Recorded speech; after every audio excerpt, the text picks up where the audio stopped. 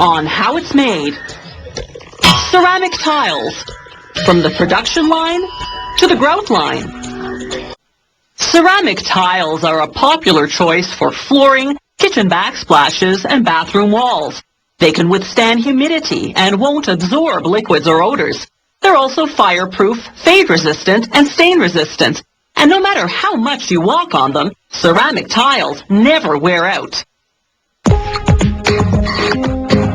This factory specializes in wall tiles. Floor tiles are made using the same process, but a different composition of ingredients. The starting ingredient here is talc, a soft, powdery mineral. They blend it with 4 different powdered chemicals, the names of which are a company secret. The ingredients go into a mixer, where they're hydrated until they're 6% water to 94% powder. The mixer runs for precisely 12 minutes. Any longer would heat the mixture and dry it out. The mixture is now slightly damp and quite lumpy.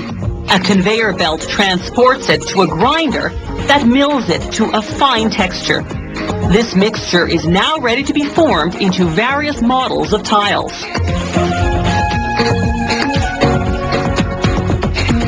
The factory uses fully automated machinery to produce its 10.8 centimeter square tiles, a standard wall tile size. A moving tray first deposits a batch of mixture into a mold. The mold's cavity is in the shape of 6 upside-down tiles. A press descends, applying both heat and pressure. This compacts the mixture into the cavity, solidifying the shape.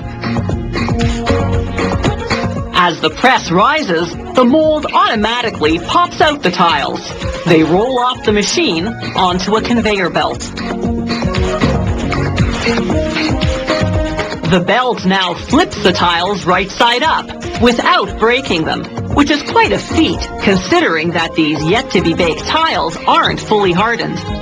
The equipment is precision adjusted to handle the tiles gently at all production phases. A revolving brush now sweeps the tiles clean. Their surface must be free of dust and other contaminants for paint to adhere properly. The factory uses a water-based paint that's specifically designed for ceramics. It continually circulates in the vat, keeping the color well blended. The painting process resembles an automatic car wash. The tiles travel through 4 spray zones, each of which applies a thin coat of paint. Then they pass under powerful heating elements, which dry the paint in mere seconds. All that's left is to bake the tiles, which we'll see shortly. The factory uses the same ceramic mixture to produce these square border tiles. They look just like the other wall tiles, except that 2 of the sides are rounded.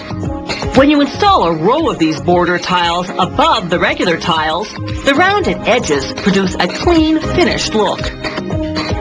While the factory uses the same painting process for border tiles, the molding process, as you just saw, is somewhat different. Rather than being fully automated, it requires some manual labor due to the tile's complex shape. That's why border tiles are often more expensive than regular tiles.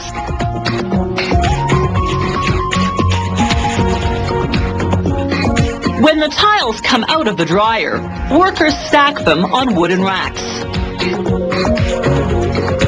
They load the racks onto mobile carts, then roll the carts into a gas-powered oven called a kiln.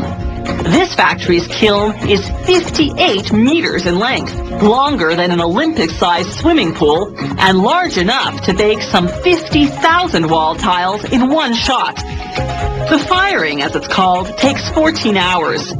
Any sudden changes in temperature could produce thermal shock and crack the tiles, so it starts out at 200 degrees Celsius, climbing gradually to a peak of 1,075 degrees, then descending slowly back to the starting temperature.